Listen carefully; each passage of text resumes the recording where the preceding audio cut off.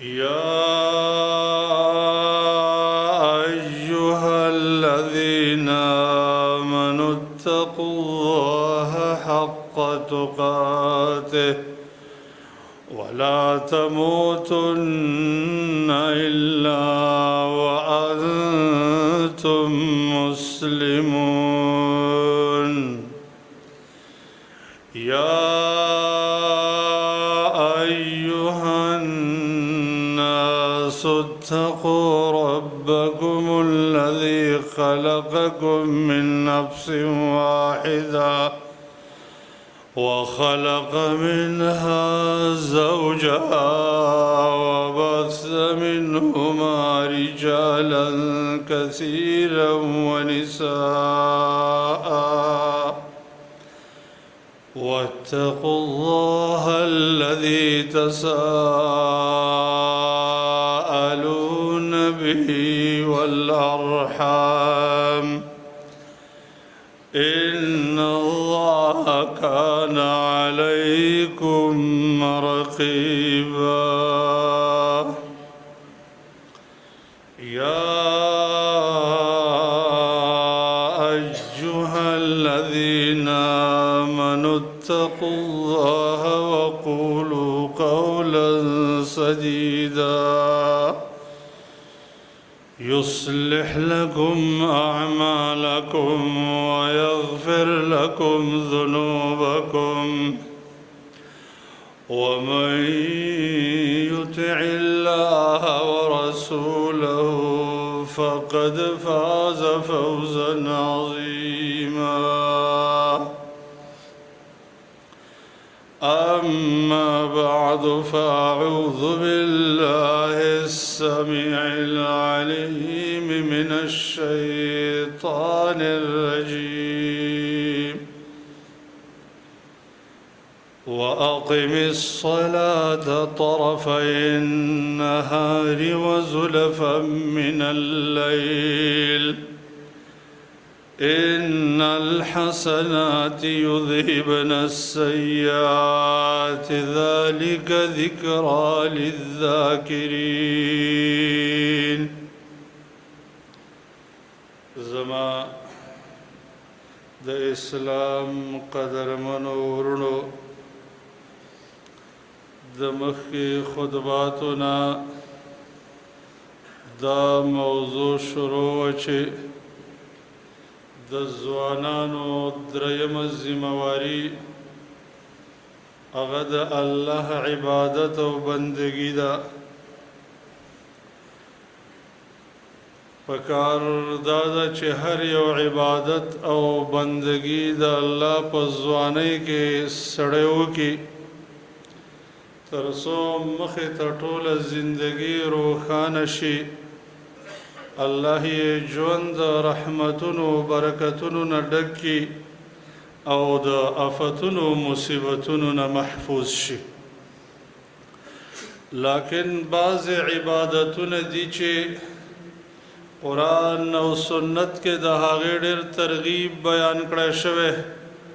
هغې ته ډېر اهتمام ورکړی شوی، هغه ته لوی مقام او منزلت ورکړی شوی. پکار دا ده چې ځوانان د هغې عبادتونو ډیر لحاظ وکړي. یوازې ځوانان نه، مشران او ځوانان دواړه، نارینه او زنانه دواړه، لیکن د ځوانۍ مرحله دا ډیره بهترینه مرحله ده او هر عبادت ته د قوت او د شدت مرتبه ده. پدې کې د الله بندگی په اوچت معیار سره کېدلی شي. نو پکار دا ده چې سړی د الله دغه بندګیانې په ښایسته انداز باندې وکړي. مونځ زما خوږو عزتمندو وروڼو فرضي مونځ او بیا په جماعت سره ادا کول دا یو بهترین عبادت دی او مونځ د اسلام د آبادۍ ستن دا که دا نه وي دا آبادي راغورځېږي. د مونځ په وجه باندې د انسان نه داسې ګناهونه رجیږي او د انسان داسې صفایي پرې راځي لکه د یو سړي د کور مخې ته چې یو نهر بهیږي او د ورځې پکې 15 کرتې غسل کوي نو د ده په بدن به څه خیری پاتې شي. مونځ هغه بهترین او مهمترین عبادت دی چې الله د قیامت په ورځ اول د دې پوښتنه کوي. کدا صحیح شو ټول عباداتو په باره کې د صحت فیصله کېږي او کدا چرته فاسد شو ټول عبادتونه فاسد لیکل کېږي. دا هغه ښکلی عمل دی زما خوږو وروڼو چې د اسلام او د کفر تر مابین فارق دی. مونځ کوونکی مسلمان او مونځ نه کوونکی کافر. دا هغه بهترین عبادت دی چې فلاح او کامیابی خوشحالی او سکون دی پورې تړلی دی. که یو انسان غواړي چې زما د دل او دماغ سکون راشي نو د مونځ اهتمام دی کوي ځکه په مانځه کې د انسان د دل او دماغ آرام کې ښودلی شوی دی. د الله نبي وایي زما د سترګو یخوالی په مانځه کې کېښودلی شوی دی. د مونځ په وجه د انسان مخ یو نوراني مخ جوړیږي او هغه انسان چې مونځ نه کوي د هغه مخ به بېسیره وي ولو که ډېر څه نور کوي خو چې مونځ نه کوي. مونځ رب کائنات موږ او تاسو ته یو خاص عزت او شرف راکړی دی چې دا د مؤمنانو یو بهترین عزت دی. الله دوی له یو قدر ورکړی یو احترام ورکړی دی چې څنګه چې د بعضو سلفو نه منقول دي چې هغوی وایي چې ای مؤمن الله درله څومره عزت درکړی دی ځکه د دنیا د یو بادشاه سره چې ته میلاویږې د دنیا هغه ته به په میاشتو کلونو انتظار کوي بیا به ورسره میلاو شي او د بادشاهانو بادشاه تا ته یو چانس درکړی یو عزت درکړی یو شرف یې درکړی دی چې څه وخت چې غواړي 2 رکعه اودس وکړه او الله ته ودرېږه په مانځه ستا او د رب تر مابین برای راست مناجات شروع شو هېڅ ترجمان په منځ کې نشته. د الله سره برای راست خبرې دي برای راست. ته وایه الحمدلله رب العالمین او الله جواب درکوي حمدني عبدي او ته وایه الرحمن الرحیم او الله جواب درکوي چې اثنى علی عبدي او بیا وایي چې بنده چې څه سوال دې وکړو څه مطالبه او حاجت دې راوړی درکومې. د الله مؤمن له داسې یو عزت ورکړی دی داسې یو شرف یې ورکړی دی که یو انسان په دې باندې پوهه شي نو د مونځ نه وتل به وله خوند نه ورکوي چې دا د بادشاهانو بادشاه سره د ملاقات یوه موقع ده. به مونځ په جماعت سره مونځ کول ورونو دا یو لوی عزت دی لوی شرف دی لوی شرف چې الله موږ او تاسو ته درکړی دی. زموږ او ستاسو عام طور په ځوانۍ کې یو انسان دا جماعت مانځه له راتلږ یو بیګار ګڼي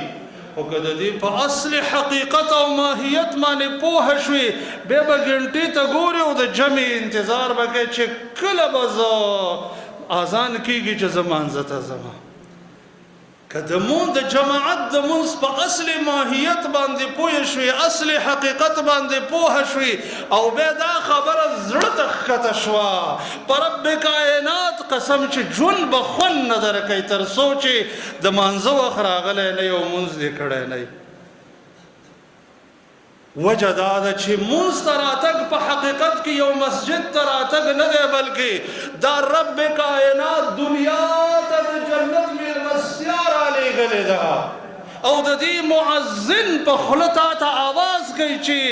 د کامیابۍ موقع ده راشه حی علی الفلاح دې مانځه له راشه حی علی الصلاح د بادشاهانو بادشاه د جنت نه یوه میلمستیا رالیږلې ده او راشه تا ته د دې میلمستیا دعوت دی دا دعوت قبول کا ځکه خو د الله نبی دا خبره فرمایي دا زما د ذهن خبره نه ده د یو عالم خبره نه ده بلکې جماعت مانځه ته د الله میلمستیا ته راتګ دی. محمد مصطفی صلی الله علیه وسلم فرمایي من غدا الى المسجد او راح اعد الله له نزلا في الجنه كل كلما غدا او راح. کم یو انسان چې سبعی مانځه ته راځي د جماعت مانځه ته یا بیګایي راځي، الله په هر راتګ دته د جنت یوه میلمستیا تیاروي. هر سبعی یو بیګایي چې راځي هره ورځ دته دا میلمستیا تیاروي. نو تاسو دا خبره یقین ته ښکته کوئ او بیا سوچ وکئ چې یو انسان له دنیا ته یو خصوصي دنیا ته یو انسان ته د یو عام شهرت یافته کس د طرف نه یو کارډ میلو شي چې تا ته پلاني دعوت درکړی دی او میلمستیا ده د خاصو ملګرو، یا یو وزیر یو گورنر، دا انسان به څومره خوشحاله وي چې ما ته د دنیا یو ترقي یافته شخص، یو شهرت یافته شخص، یو د لوی مقام او منزلې والا شخص کارډ را لېږلی دی او د ډېرې خوشحالۍ نه به د دې کارډ تصویرونه اخلي او خپلو ملګرو ته یې شیر کوي په ډېره خوشحالۍ. حال دا ده چې دا د دنیا نیمګړي بادشاهان او نیمګړي ترقي یافته او نیمګړي مقامونه والا دي. آذان تا ته د بادشاهانو د بادشاه د طرف نه د دنیا د فاني میلمستیا نه بلکې د جنت د میلمستیا دعوت دی چې حي علی الصلاة او حي علی الفلاح. هغه میلمستیا چې د دغه میلمستیا د انګور یو غونچک په باره کې د الله نبي وایي صلات الکسوف کې لیدلی و، د دې میلمستیا یو میوه یو فروټ په باره کې د الله نبي فرمایي وایي ما دې غونچک ته لاس ور واچو خو که ما چېرته دا رااخیستی وی لا اکلتموه ما بقیت الدنیا،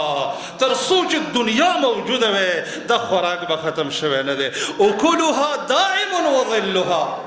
لا مقطوعة ولا ممنوعة. د داسې میلمستیا دعوت دی. زما ځوانه وروره ولې غفلت کې ګیرې، ولې څه شي اشاره کړی د دې دعوت نه، دې ښکلي مجلس نه او د دې ښکلي میلمستیا نه تا د دنیا معمولي معمولي څیزونه مشغول کوي، د دنیا معمولي دکانداري، د دنیا روزګار کار روزګار، د دنیا یو بدترین ملګری، د دنیا یو شغل، یو گیم، یو لوبه، یو ویډیو، یو موبایل تا د دومره مقصد نه ولې مشغوله کی؟ دا ته په نشه کې یو که نه په هوش کې. هر قدم قدم دی د الله رب العالمین په وړاندې قیمتي دی. هر قدم قدم ستا لیکل کېږي. د کور نه چې را روان شي هر قدم قدم په هر قدم د یو نیکي لیکل کېږي، یو ګناه دې رجېږي او یوه درجه دې اوچتېږي. هر قدم قدم ستا د مراقبې د لاندې دی.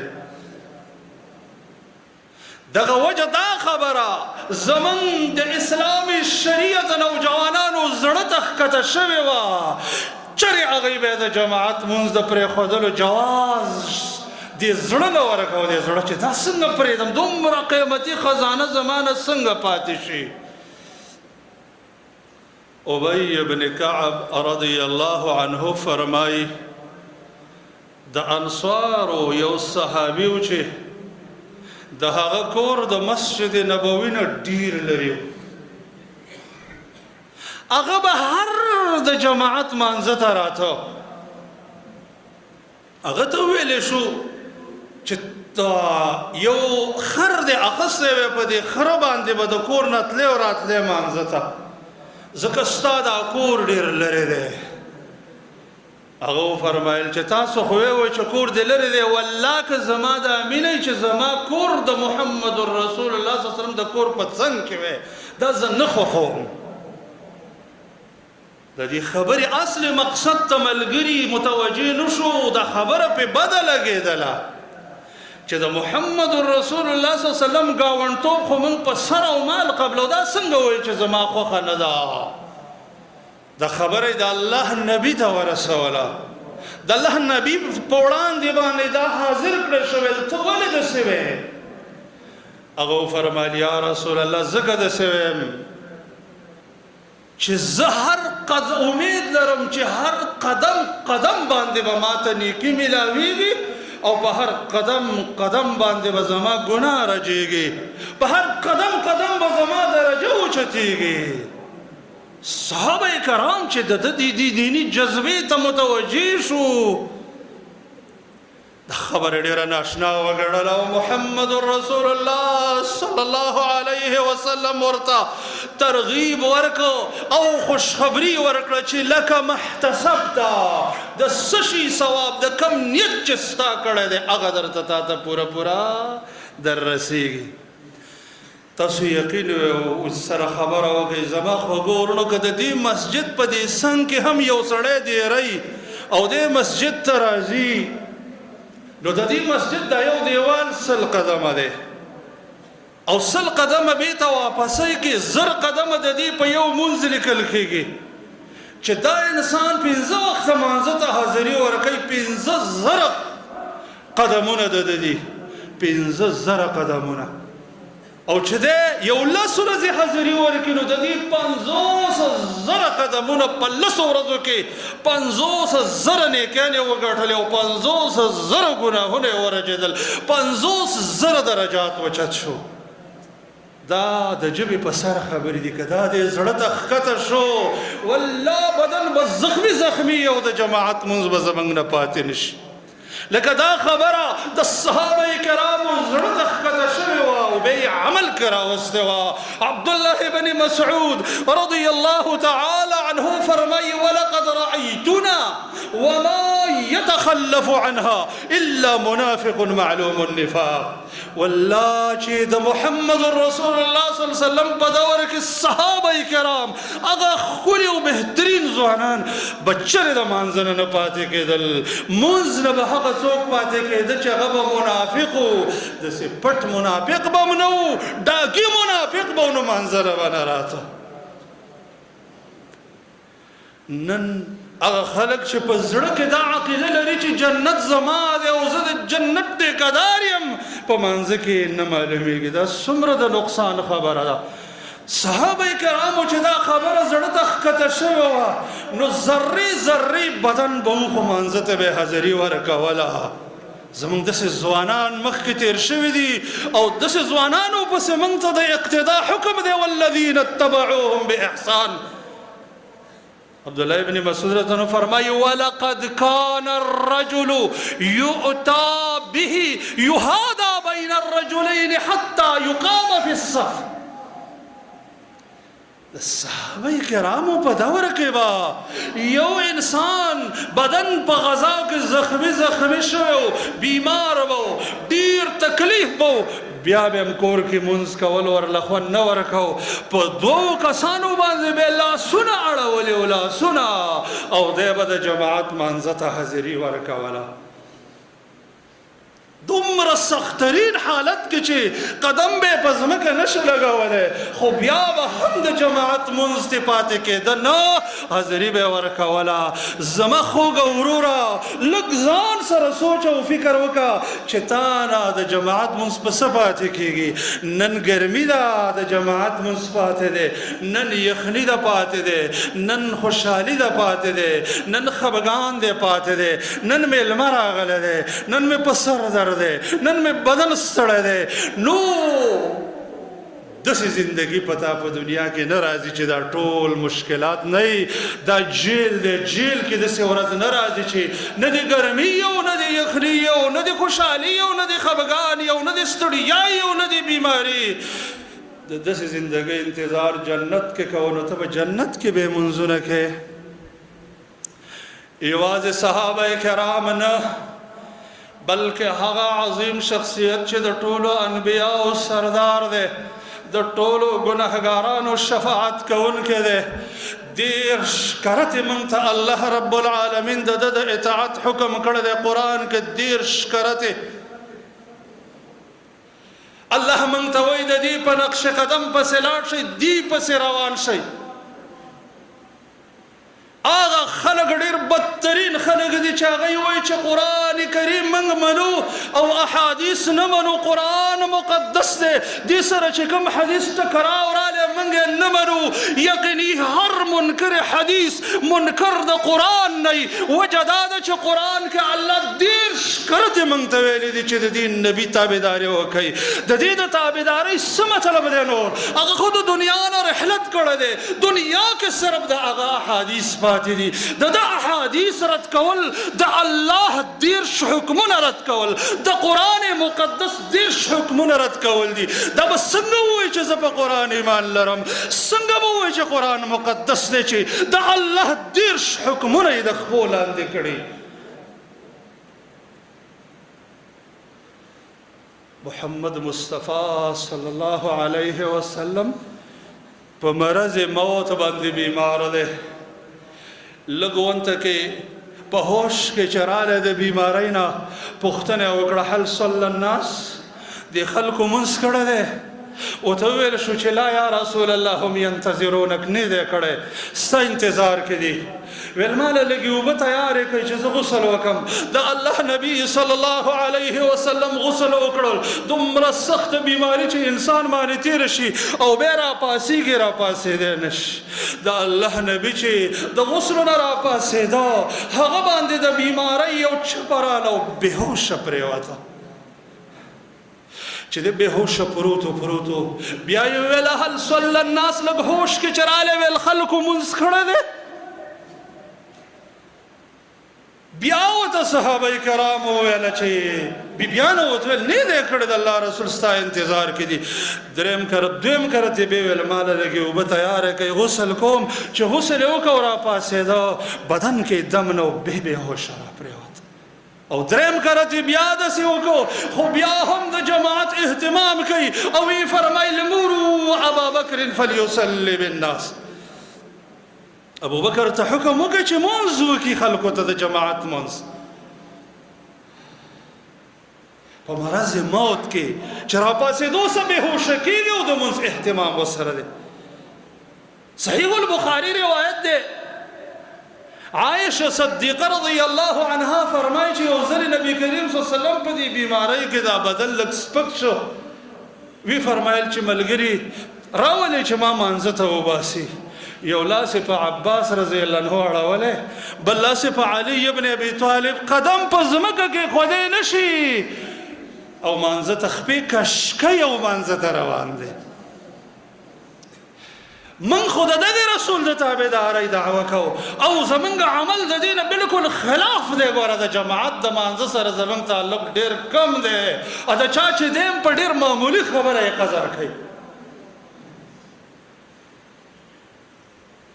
د الله د دین ازمریانو چې دی موضوع ته سوچ او فکر کړی چې دا خو یوازې د کلي مسجد نه دی بلکې دا د الله د طرف نه د جنت میلمستیا ده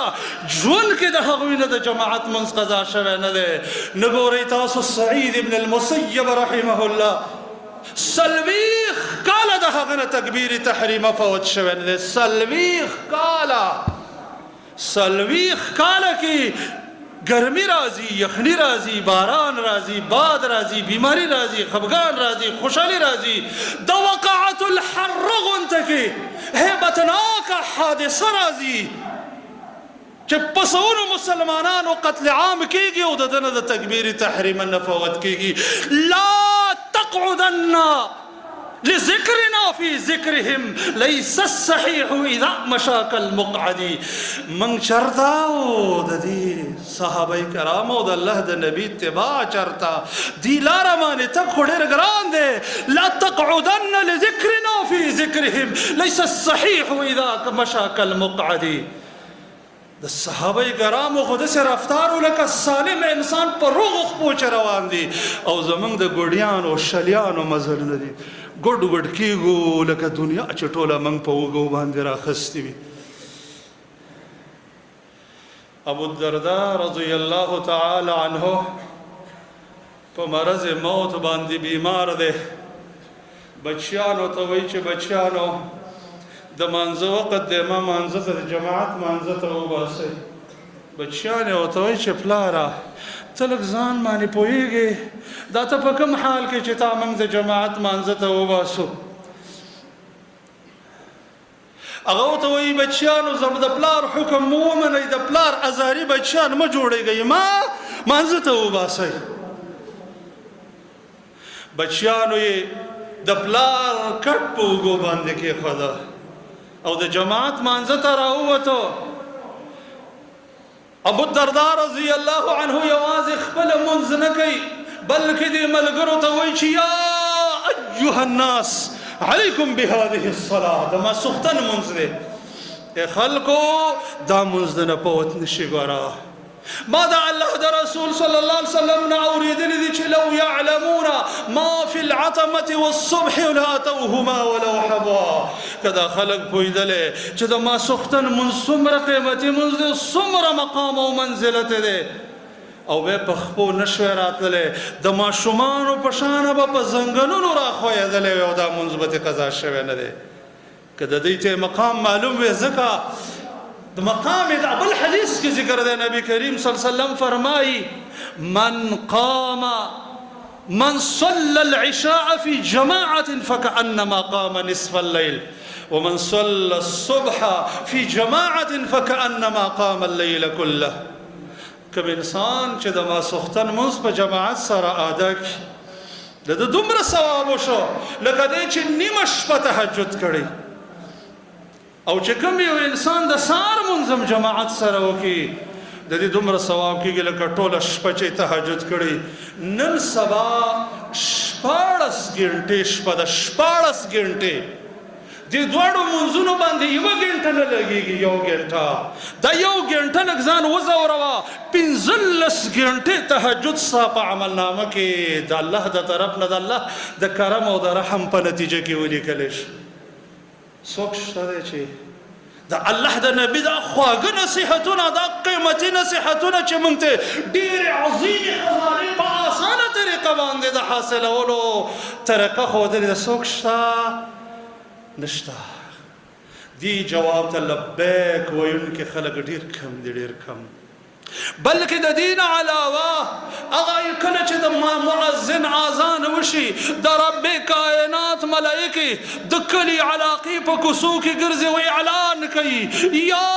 ایها الناس قوموا الى نيران قد اوقدتموها على انفسكم فاطفئوها اے خلکو سلرش ګنټې مجلسونو کې چې تاسو د ګناهونو کوم ورونه په ځان بل کړي دي پاسېږئ دغه مړه کوئ هوښیار انسان دغه آواز ته لبیک ولګئ خپل دا ګچ وچ کارونه پرېږدي د معمولي خبرې پرېږدي او قیمتي مقصد ته متوجه شه او داسې وکړي جماعت کې حاضري وکړي او غافله بندگان دې جواب نه ډېر په غفلت کې دي جلیل القدر مفسر ابو عبد الرحمن السلمي رحمه الله امام ابن سعد طبقات کې د سیرت راوړي وای دې په مرض موت باندې بیمارو مرض موت او په دې وخت کې چې دې په منزل راوړل کې د خپل راتلې نشو بچو براخسته او هغه به منځ ته حاضري ورکوله په دې کې به باران رالی خټې بچو به ورته ویله چې اجازت دی ویل داسې نشي کېدلی ځکه حي علی الصلاة حي علی الفلاح زه اورم څنګه پاتې شمه دا سلسله د زندګۍ د دې جاري وه چې د مازدیګر مونځ او د ده زنکدن شروع شو بچیانو ته ویل بچیانو ما مانځه ته بوځئ هغوی ورته ویله چې پلاره دا خو وخت نه دی د مانځه د تګ دا ته څه کوم حال کوي څنګه دې بوځو هغو ته سوال زاري منت وکړه چې ما مانځه ته بوځئ د مازدیګر مانځه ته یې راوستو مازدیګر مونځ چې وکړه هغه وخت کې به په مسجد کې دا ګټکۍ پرتې وي شګې به وي پرشونه نه وو ورته وویلی شو که دې کور ته بستره باندې دې لږ ارام کړی وی بیا به ماښام مانځه ته راوتلی وی هغه جواب وکړه چې ما د الله د نبي دا وینا اورېدلې ده چې څوک د مانځه په انتظار کې ناست وي د ده دومره ثواب کېږي لکه دی چې مونځ کې وي ما پرېږدی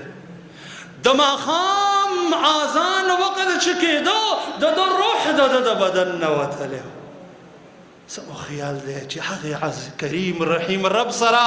د انسان په داسې خوږ حالت کې ملاقات وشي چې یو فریضې ادا کړې ده او د بلې فریضې په انتظار انتظار کې دی دا مفت نه ادا کېږي داسې ښکلې خاتمه الله هر چاله نه ورکوي هغه انسان چې هغه خپله ځواني د الله رب العالمین په بندګۍ کې تېره کړي خاتمې به همداسې راځي من لم تكن له بداية محرقة لم تكن له نهاية مشرقة چې یو ځل ځان په کړاوونو غمونو مشکلاتو ونه سېزي عاقبت به د روښانتیا عاقبت به چرې وانخلي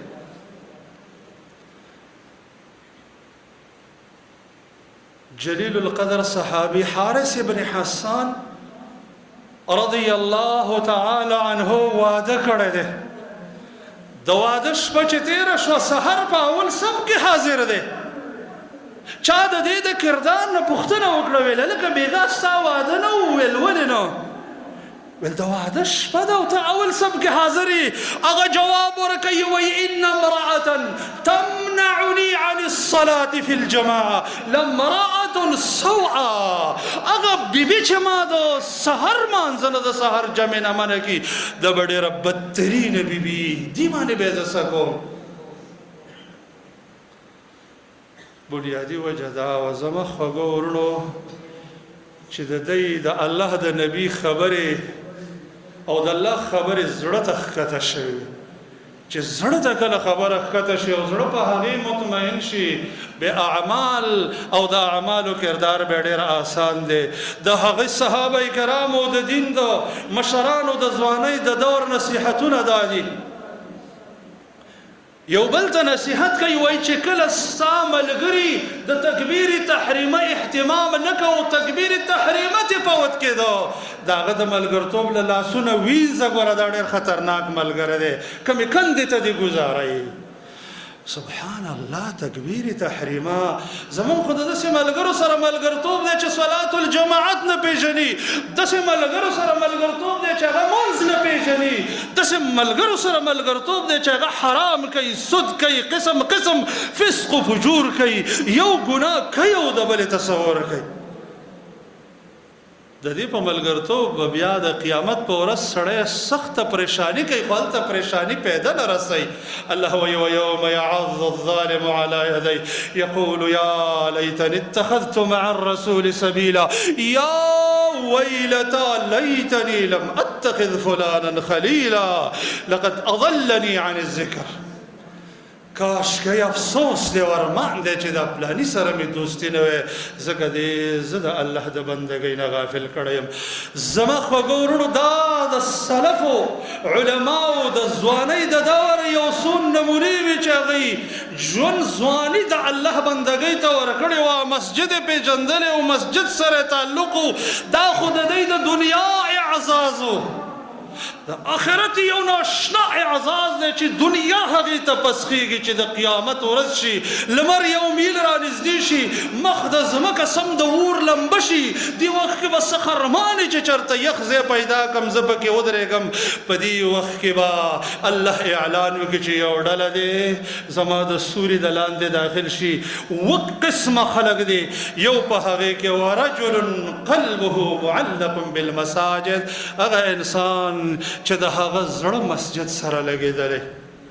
او وشعب نشأ فی عبادت الله ځوان چې په ځوانۍ کې د الله بندګي کوي رب العالمین خو ډېر کمزوري یو الله زموږ نصرت او امداد وکړي او الله ستا د صحیح بندګۍ کولو توفیق راکړي الله دا نارستي دا سستي دا غفلت زموږ نه لرې کړي یا الله د ګناهونو نه محفوظ کړي او د نیکو اعمالو توفیق راکړي ستا د کور ستا د کتاب ستا د نبي ستا د دین د علماو سره تعلق قائم کې الله د قرآن او سنت صحیح خدمتګاران هم جوړ کړي په قرآن او سنت صحیح عمل کولو توفیق راکړي هر قدم قدم مو په اخلاص بنا کړي الله رب العالمین د عجب او ریاکارۍ نه محفوظ کړي یا الله د جهنم نه مو محفوظ کړي او رب العالمین څنګه چې دی خپل دین ته په مینه راجمع کړي الله په جنت الفردوس کې ستا دیدار ته داسې په مینه راجمع کړي اقول قولي هذا استغفر الله لي ولكم ولسائر المسلمين